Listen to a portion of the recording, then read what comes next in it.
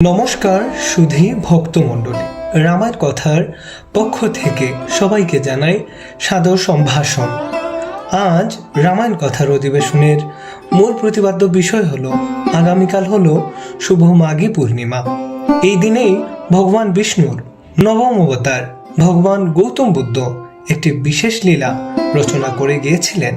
এই মাঘী পূর্ণিমার দিনে ভগবান গৌতম বুদ্ধ মহাপরিনির্বাণ লাভের ঘোষণা দিয়েছিলেন। তিনি নিজের আয়ু সংস্কার বিসর্জন বা মহাপরিনির্বাণের ঘোষণা করে দিয়েছিলেন। তিনি তার ভিক্ষু সঙ্গকে বলেছিলেন, আজ থেকে 3 মাস পর অর্থাৎ আগামী বৈশাখ মাসের পূর্ণিমা তিথিতে আমি পরিনির্বাণ লাভ করব। এভাবেই কবে তিনি দেহ রাখবেন অর্থাৎ 3 মাস পরে তিনি দেহ ত্যাগ করবেন সেই কথা সম্প্রচার করে দিয়েছিলেন। একমাত্র ভগবানের পক্ষেই এমন ভবিষ্যৎবাণী দেওয়া সম্ভব, কেননা আমরা সাধারণ মানুষ 3 মিনিট পরে আমাদের জীবনে কি হবে তা কিন্তু জানি না। কিন্তু ভগবান গৌতম বুদ্ধ নিজের মৃত্যুর সংবাদ 3 মাস আগেই দিতে পেরেছিলেন।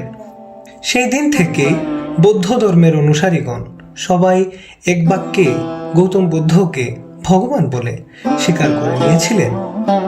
আর এর জন্যই এই মাঘী পূর্ণিমা বৌদ্ধ ধর্মাবলম্বীদের কাছে অত্যন্ত মাহাত্ম্যপূর্ণ। এই দিনে বৌদ্ধ ধর্মাবলম্বীগণ সাড়ম্বরে বৌদ্ধ বিহারে গিয়ে তপস্যা, সাধনা এবং জগৎ কল্যাণের জন্য ভগবান গৌতম বুদ্ধের কাছে বিনীত নিবেদন তথা প্রার্থনা করে থাকেন। ভিডিওটি যদি আপনাদের ভক্তি বর্ধনকারী হয়ে থাকে এবং ভালো লেগে থাকে, অবশ্যই চ্যানেলটিকে সাবস্ক্রাইব করে আমাদের সঙ্গেই থাকুন আর সঙ্গেই রাখুন। রামায়ণ তথা এমন কোনো অজানা প্রসঙ্গ নিয়ে আমি শুভজ্যোতি দাস বারবার আপনাদের সামনে প্রসঙ্গায়িত করার জন্য চ্যানেলটিতে আসব।